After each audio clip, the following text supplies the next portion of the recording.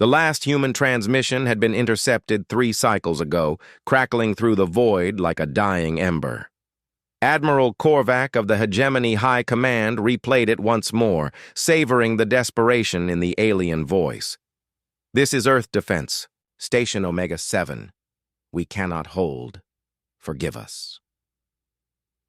The galaxy's most feared military alliance had finally achieved what 800 years of conquest had promised: the complete annihilation of humanity.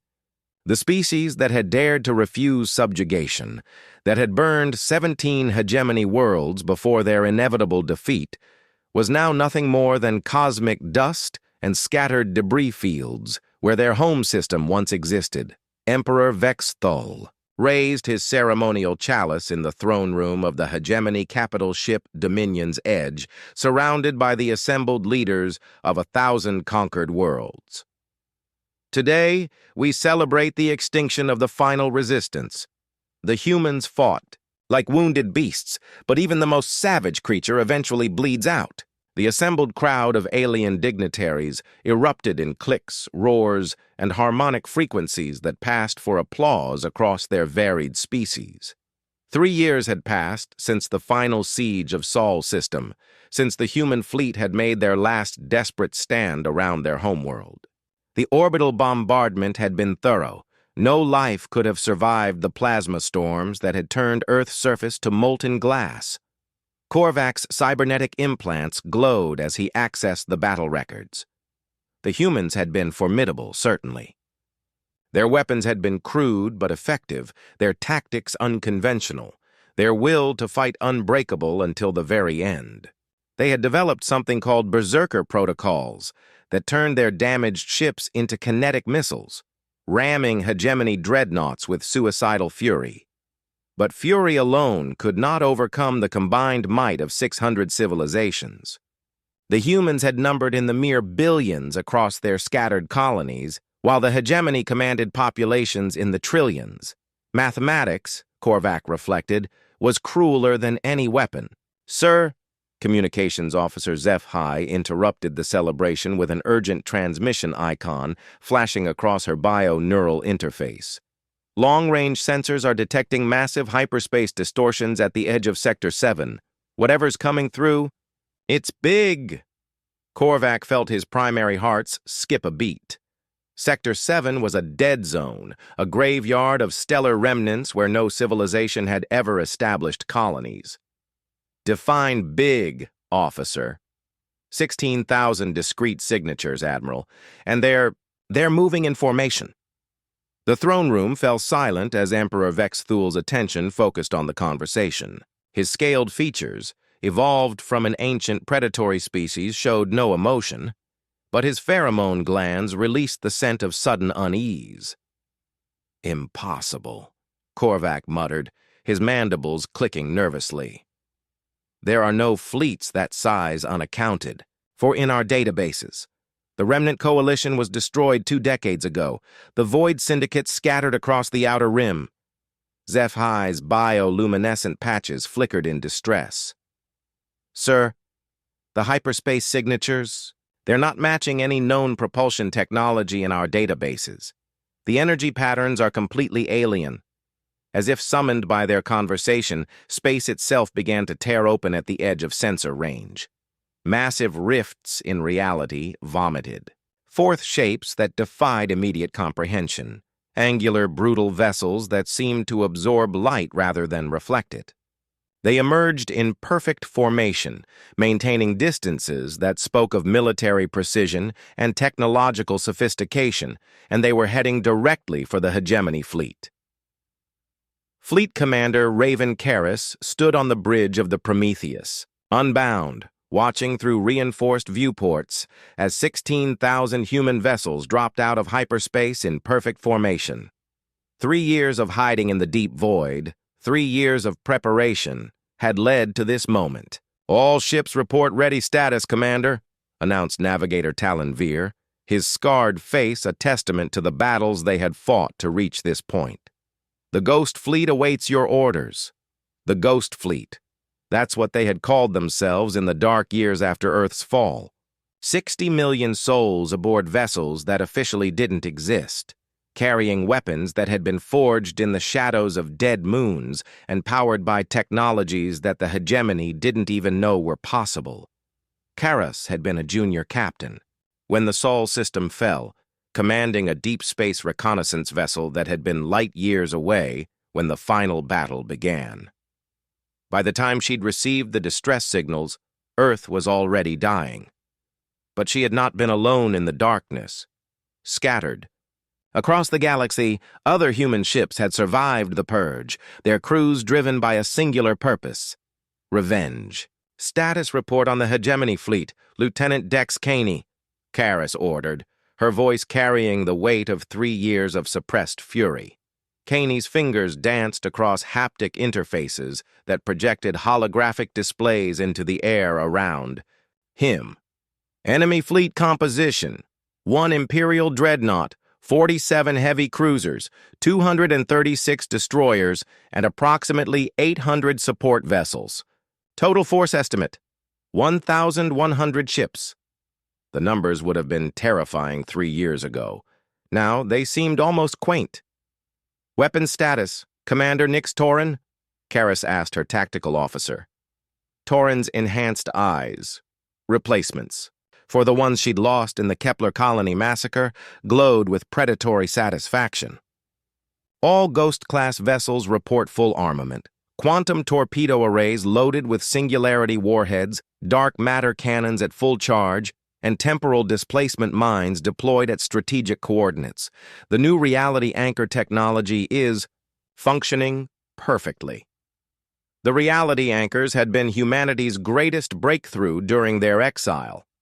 While hiding in the spaces between stars, human scientists had discovered how to weaponize the fundamental forces that held space-time together. The hegemony's advantage had always been their superior numbers and established technology, but humans had learned to fight with the universe itself as their weapon. "Incoming transmission from the hegemony flagship, Communications Officer Drix," Valdane announced, his voice carefully neutral. "They're demanding identification and surrender." Karas smiled, and the expression held no warmth whatsoever. "Put them through." Emperor Vexthul's scaled features filled the main view screen, his compound eyes reflecting confusion and growing concern. "Unknown vessels, you are in violation of hegemony space. Identify yourselves immediately or face immediate destruction." "We are the ghosts of humanity's dead," Karas replied, her voice carrying across space with crystalline clarity. "We are the dreams of Earth's murdered children. We are the nightmare that follows the extinction of hope." She paused, letting her words sink in. "We are what remains when you push a species too far." Vexthul's pheromone glands released the sharp scent of shock. "Impossible. The humans are extinct. We witnessed the destruction of their homeworld, the elimination of their colonies. You witnessed the death of our civilization," Karas interrupted. "But we were never just one world, never just one fleet.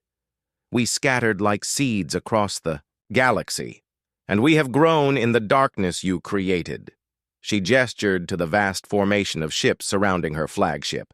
"Behold the harvest of your genocide." The hegemony emperor's composure cracked.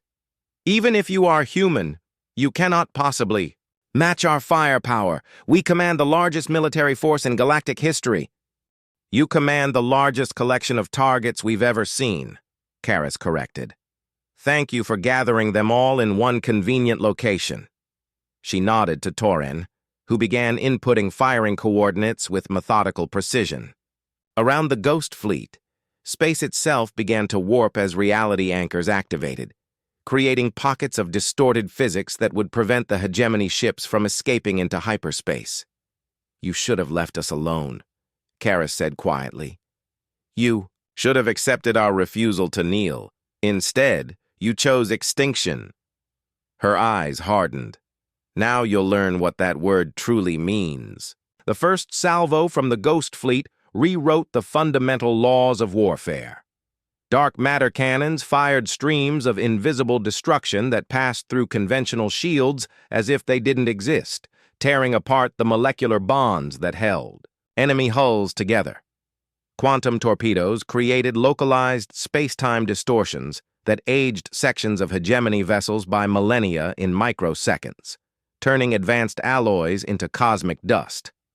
Admiral Korvac watched in horror as his forward battle line simply ceased to exist. No explosions, no debris fields. The ships were there one moment and gone the next, as if reality had decided they had never been built. Impossible energy readings, sensor operator Zeph High shrieked, her bioluminescent patches strobing in. Panic. The human weapons are operating outside known physics parameters. All ships, emergency scatter pattern, Korvac commanded, but his orders died as the reality anchors activated. Space around the hegemony fleet became thick as molasses, hyperspace drives failing to engage as the fundamental constants of the universe shifted. Emperor Vex Thul's throne room shuddered as exotic energies washed over the Dominion's edge.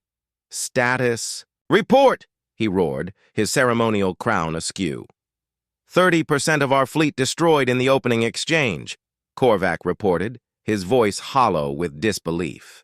The humans have developed weapons that utilize temporal manipulation, dimensional folding, and what appears to be controlled dark energy discharge. Our shields and armor are completely ineffective. On the bridge of the Prometheus Unbound, Commander Carice watched the tactical display with grim satisfaction. Red icons representing hegemony vessels winked out of existence with mathematical precision, while her own forces maintained perfect formation despite the chaos of battle.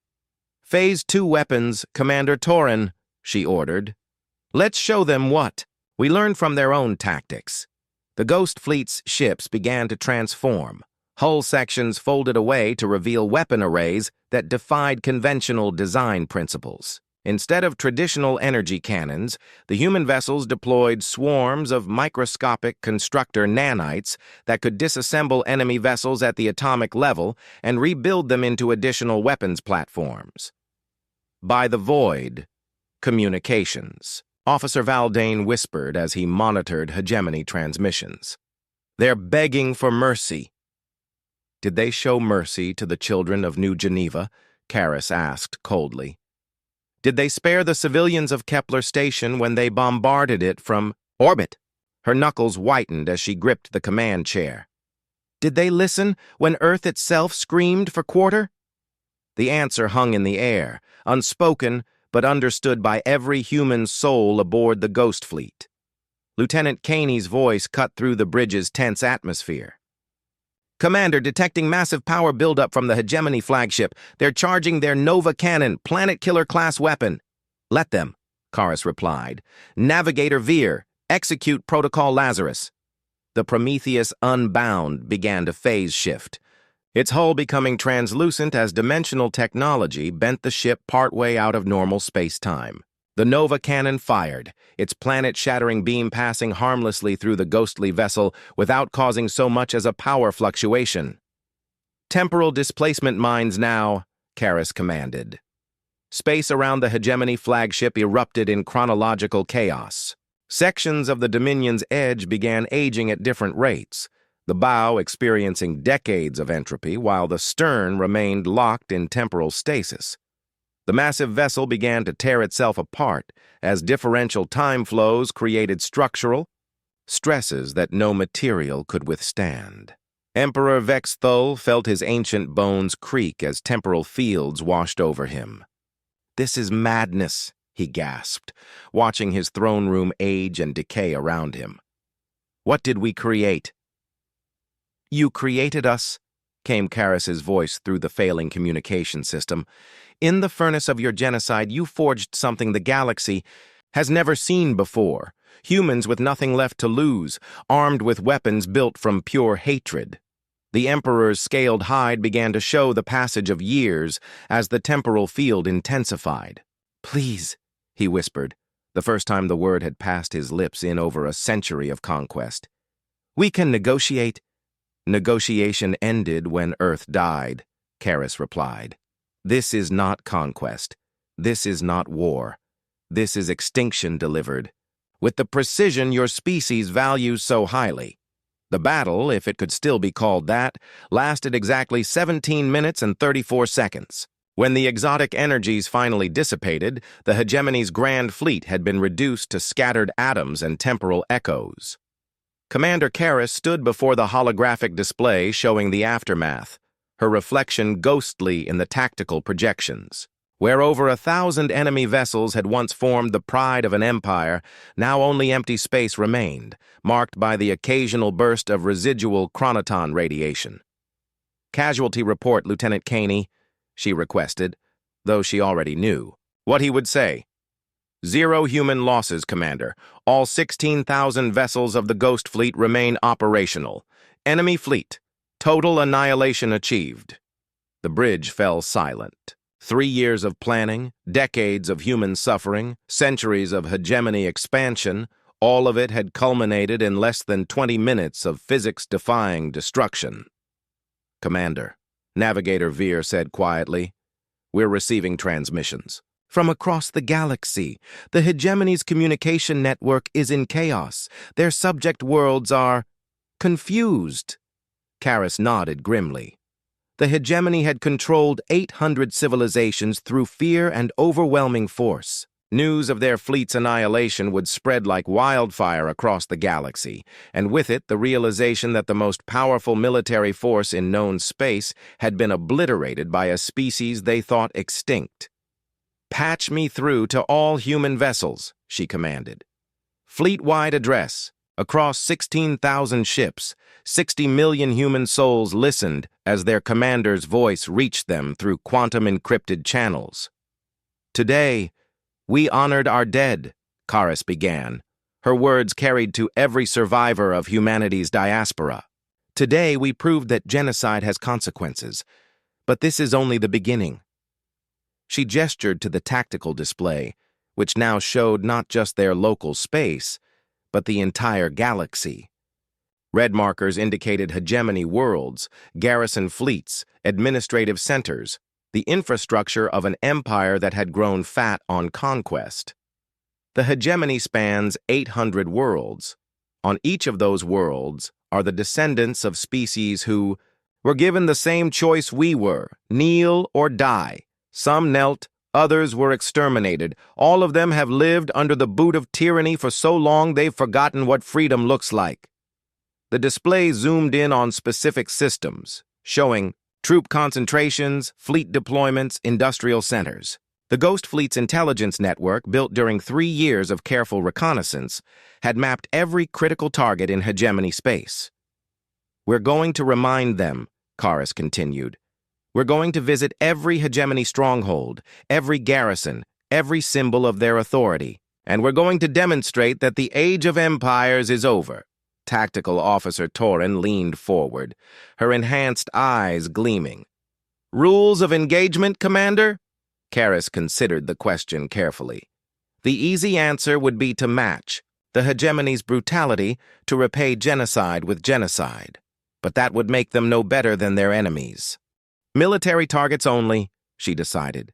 "Command structures, garrison fleets, administrative centers. But we offer the same terms they offered us. Surrender unconditionally or face extinction. The difference is we'll actually honor surrender when it's given." "And the subject species?" Communications Officer Valdane asked. "The conquered worlds?" "They're free to choose their own destinies," Karras replied. "Some will probably try to fill the power vacuum the hegemony leaves behind. Others will embrace independence. A few might even thank us." She paused. "What they do with their freedom is up to them. Our job is simply to give them the choice." The Ghost Fleet began to disperse, individual task forces breaking off toward their assigned targets. Each group carried enough firepower to obliterate entire star systems, guided by commanders who had learned warfare in the crucible of humanity's near extinction. As the Prometheus Unbound prepared to make its jump to the hegemony's secondary capital at Veltar Prime, Navigator Veer approached his commander with a question that had been weighing on all their minds. "Commander, what happens after? When the hegemony is gone, When their subject worlds are free, what do we do then? Karis looked out at the stars, countless points of light that had once seemed so hostile, so full of alien threats. Then we go home, Talon. We find a quiet corner of the galaxy and rebuild what we lost. Maybe this time we'll do it better. And if someone else decides to build an empire, if another species decides that might makes right? Karis smiled, and for the first time in years, it held warmth instead of cold fury. Then they'll learn what we learned today.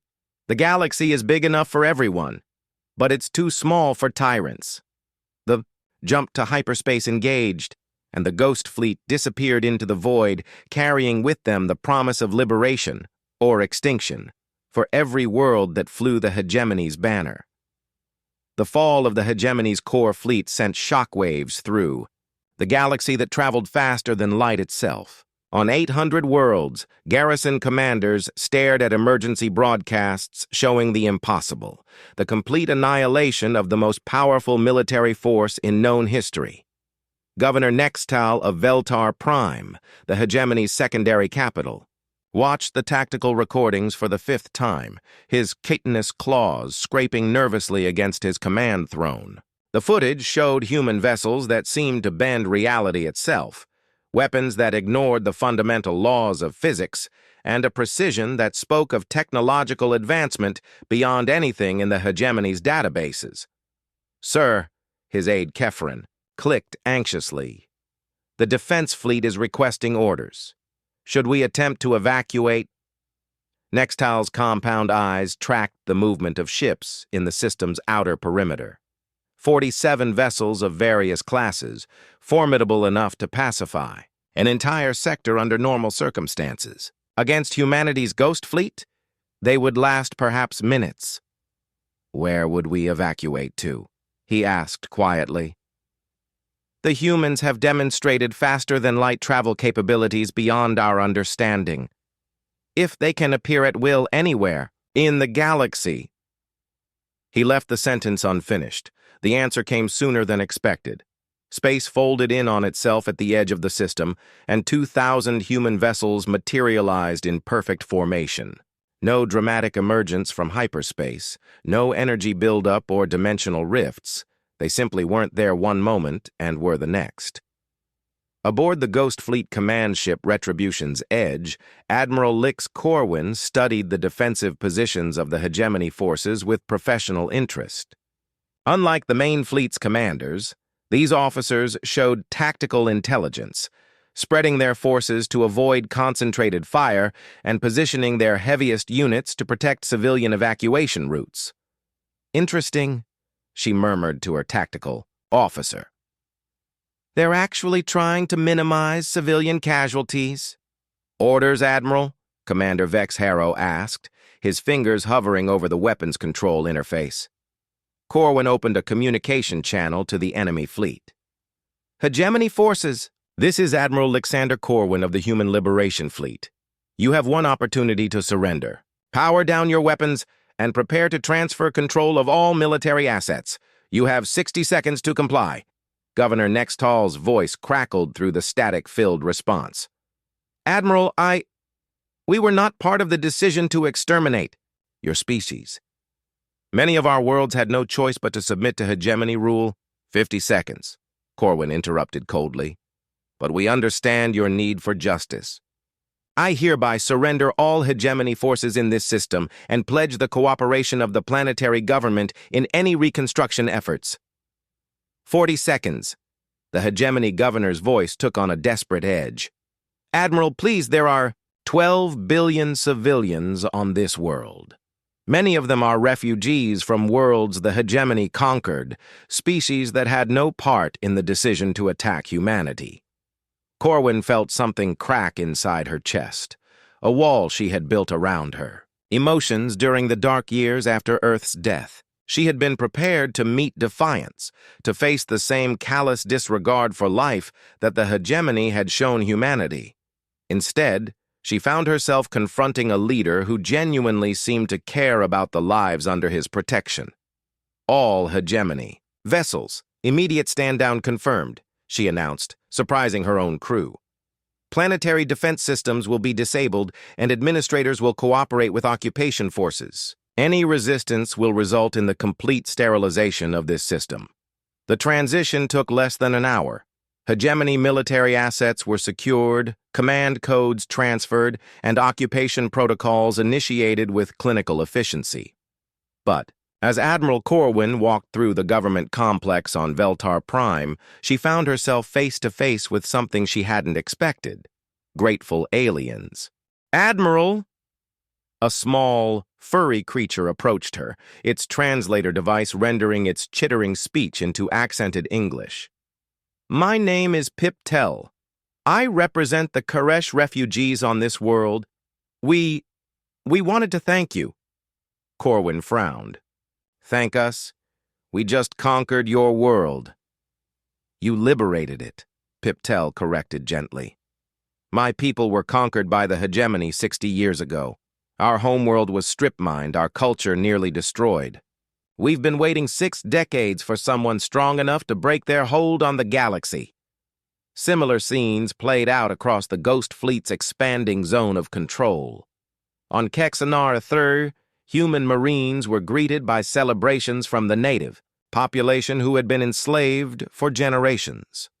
On Thorax Prime, entire sectors of the planet's industrial infrastructure were voluntarily shut down by workers who had been forced to manufacture weapons for the hegemony war machine. But not. All encounters were peaceful. The fortress world of Grimdall fought to the last defender, its fanatically loyal garrison refusing all surrender offers. The human response was swift and absolute. The planet's military installations were simply deleted from existence, leaving behind craters where kilometer-thick bunkers had once stood. "Reports coming in from all task forces," Communications Officer Valdane announced during a fleet briefing. 17 systems have surrendered without resistance. 5 are showing signs of internal rebellion as local populations turn against hegemony authorities. 3 have gone silent, presumably preparing for siege warfare. Admiral Corwin studied the tactical display showing the Ghost Fleet's expanding control.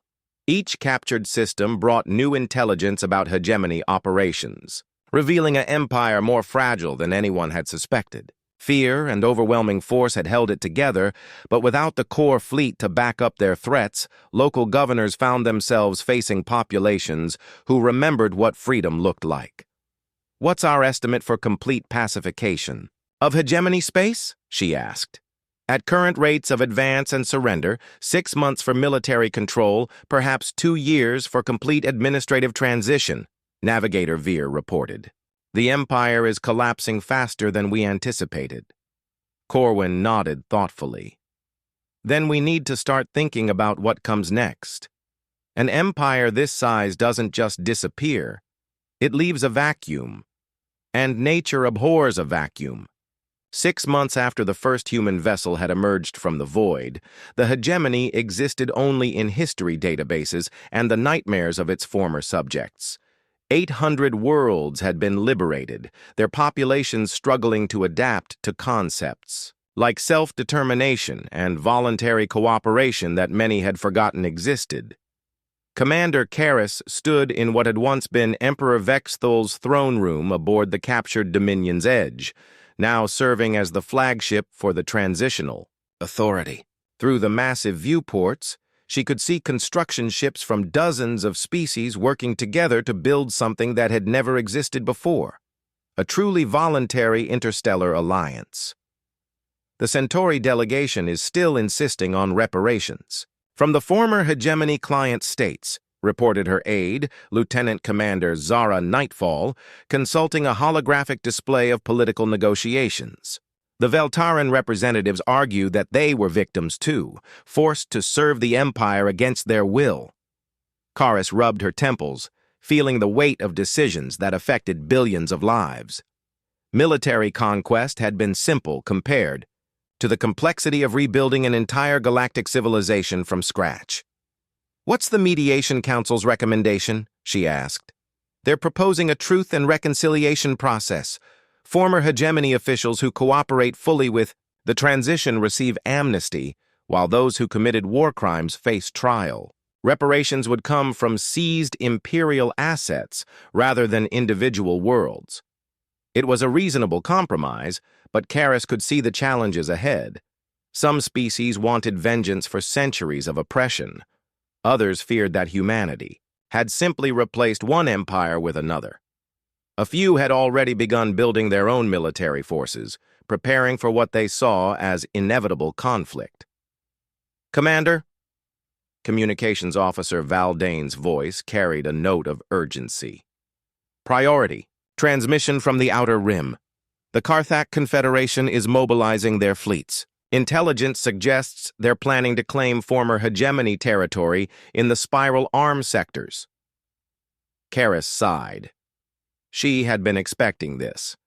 The Karthak had been the hegemony's primary rival, a militaristic alliance that had watched the Empire's expansion with growing concern. With their enemies destroyed, they saw an opportunity to fill the power vacuum. Fleet composition and estimated strength: 4,000 vessels across 6 task forces. Conventional technology, but they outnumber our forces in the region by 3 to 1. The numbers would have been concerning if humanity had still been fighting with traditional weapons. But the Ghost Fleet had evolved far beyond the crude kinetic weapons and energy cannons that most species still employed. "Send a diplomatic message to the Karthak leadership," Karis decided. "Remind them that we're offering peaceful cooperation to all species willing to respect the sovereignty of others. Make it clear that territorial expansion by force is no longer acceptable in this galaxy. And if they refuse?" Karis walked to the viewport, looking out at the construction ships that represented hope for a better future. "Then we demonstrate why the age of conquest is over." The Karthak response came within hours, a demand that humanity withdraw from all former hegemony territories and submit to Karthak protection of the liberated worlds. The message was accompanied by fleet movements that spoke louder than words.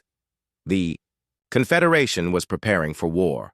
Admiral Corwin received the deployment orders with grim satisfaction. She had been hoping to avoid another conflict, but some lessons could only be taught through overwhelming demonstration of power. "How many ships do we deploy?" asked her tactical advisor, Commander Harrow. 50, Corwin replied simply.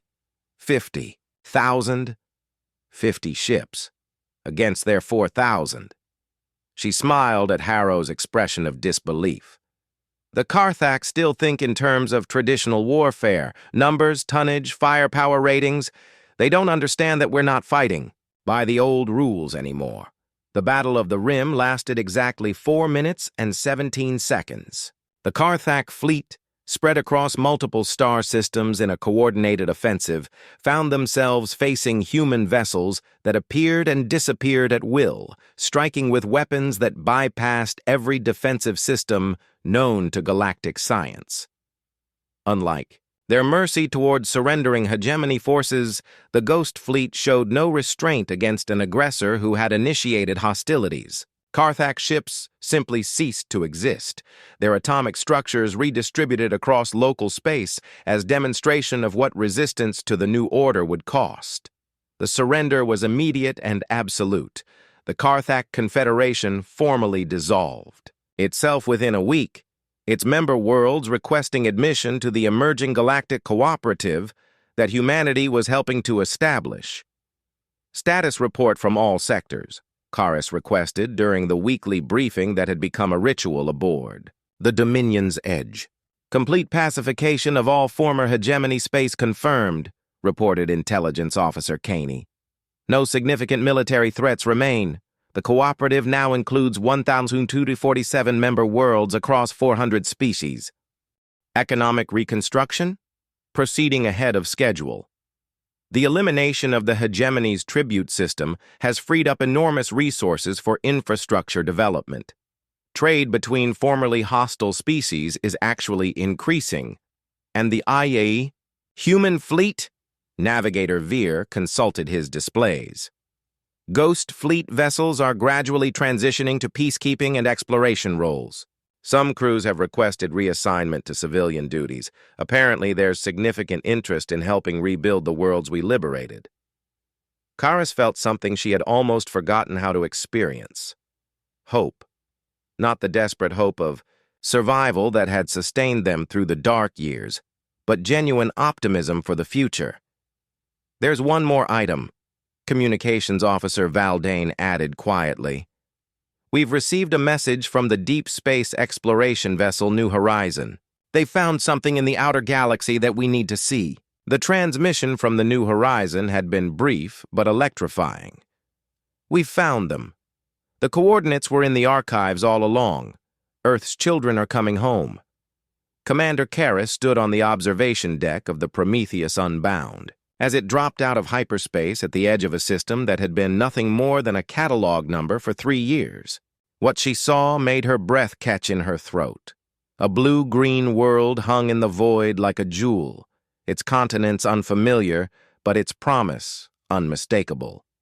Orbiting the planet were the structures of a civilization in its infancy, space stations, orbital habitats, and the graceful lines of ships designed for exploration rather than war. Captain's log supplemental, came the voice of Captain Jorik Stellarwind from the New Horizon. The planet appears to be a perfect candidate for human colonization. Atmosphere within acceptable parameters, gravity 0.97 standard, abundant water and mineral resources.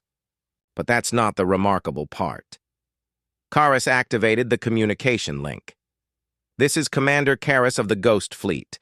Captain Stellarwind, please clarify your previous transmission. Commander, we found the deep space archive that was ejected from Earth during the final hours of the siege. Inside were complete genetic samples, cultural databases, and something else. Automated colony ships. Dozens of them, launched during the war and programmed to find suitable worlds and begin terraforming operations. The implications hit Karis like a physical blow.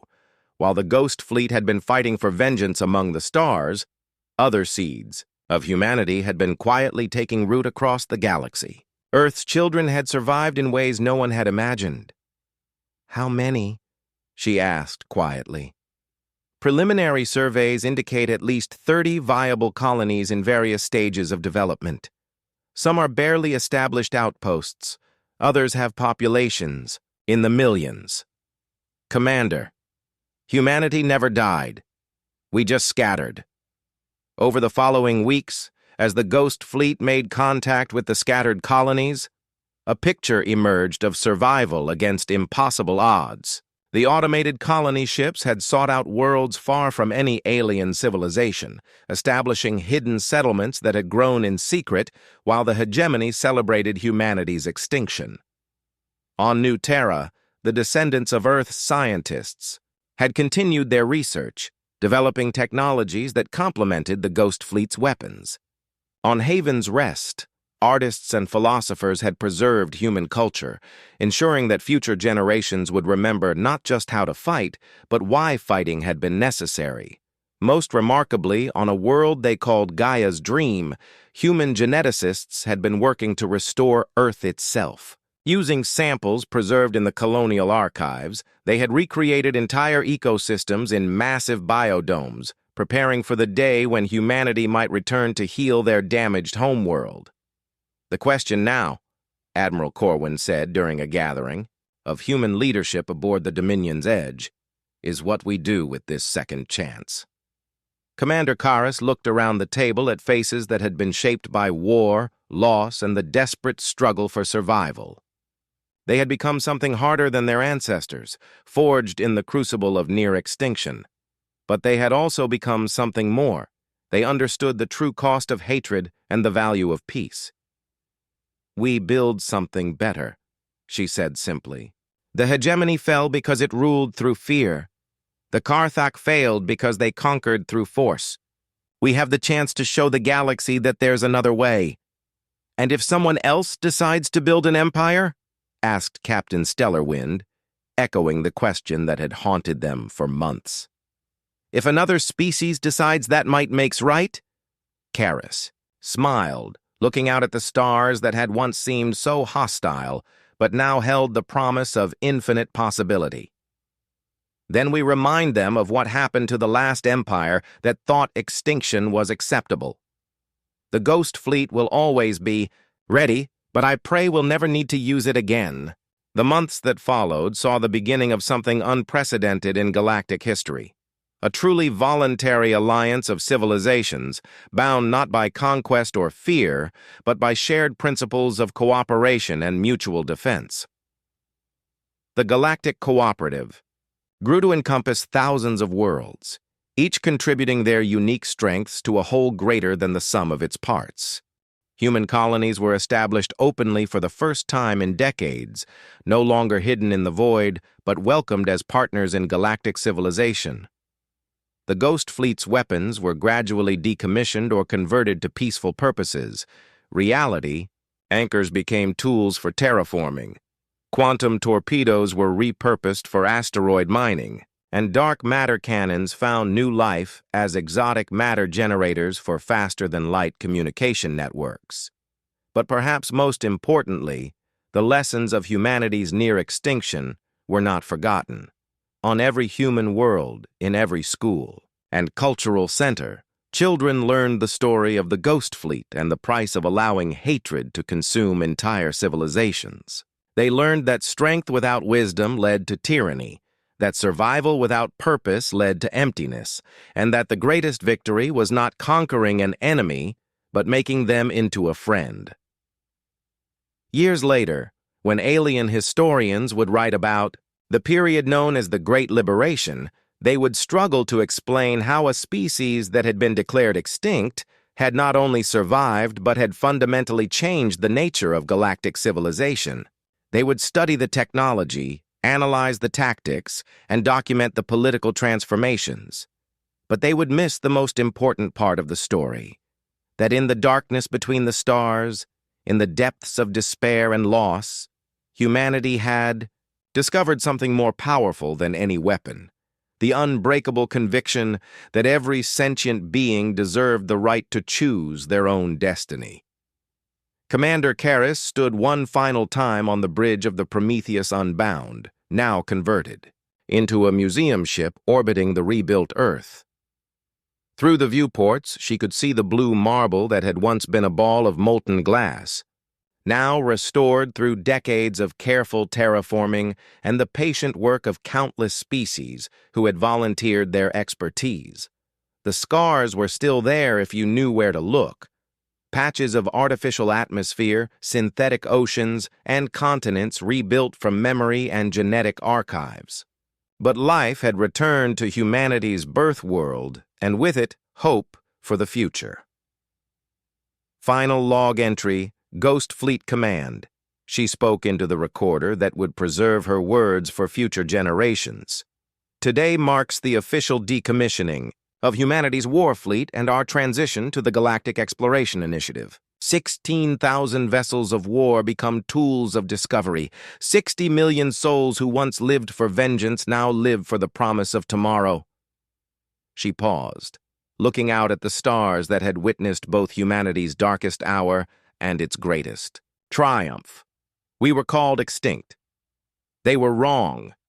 Not because we survived. Survival alone is not enough. They were wrong because extinction is not about the ending of life, but the ending of hope. And hope, we learned, is the one thing that cannot be killed by any weapon, conquered by any empire, or erased by any genocide. The galaxy is vast, filled with wonders we have yet to discover, and species we have yet to meet. Some will greet us as friends, others as threats. But they will all learn the same lesson that we learned in our darkest hour, that the universe is big enough for everyone, but too small for those who would deny others the right to exist. The Ghost Fleet's mission is complete. Humanity's real journey has just begun. As the recording ended, Karras felt a hand on her shoulder. Admiral Corwin stood beside her, both women now showing the silver hair and lined faces that came with decades of leadership. Any regrets? Corwin asked quietly.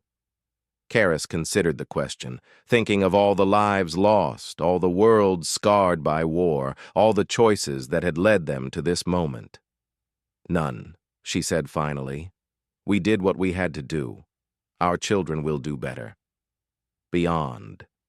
The viewport, the lights of New Geneva colony ship could be seen preparing for departure, carrying the first wave of human explorers to the Andromeda Galaxy.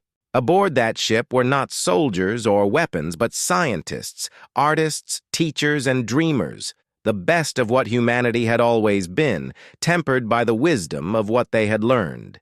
The age of empires was over. The age of exploration had begun. And in the space between the stars, where once the Ghost Fleet had moved with deadly purpose, now flew vessels of hope carrying the dreams of 1,000 species toward an infinite future written in light. They had called humanity extinct. They were wrong. For in the crucible of annihilation, humanity had not died. It had been transformed. And in that transformation, it had shown the galaxy that the greatest victory was not to destroy one's enemies, but to make it impossible for such enemies to ever exist again. The stars remembered. The universe endured. And somewhere in the vast, cosmic dark, new civilizations would rise, knowing that they lived in a galaxy where hope had triumphed over hatred, where cooperation had conquered tyranny, and where the light of countless suns shone down on worlds where freedom was not a privilege, to be granted but a right to be defended forever.